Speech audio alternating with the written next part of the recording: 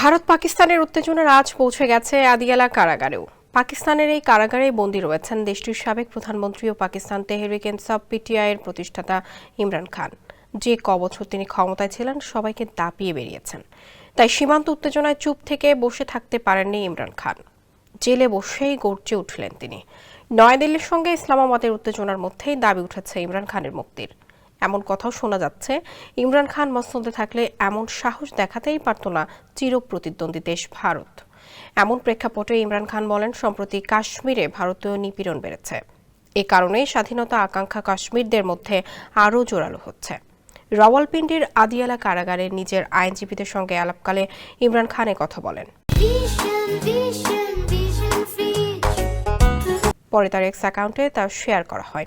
একটি সূত্রের বরাত দিয়ে এ তথ্য জানিয়েছে জিও নিউজ।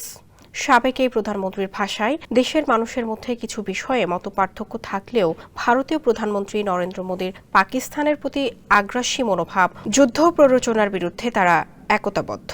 পিটিআইয়ের এই কারাবন্দী প্রতিষ্ঠাতা বলেন, আমরা শাহবাজ শরীফের সরকারকে অস্বীকার করি, তবুও এক পাকিস্তানি জাতি হিসেবে আমরা দৃঢ়ভাবে ঐক্যবদ্ধ।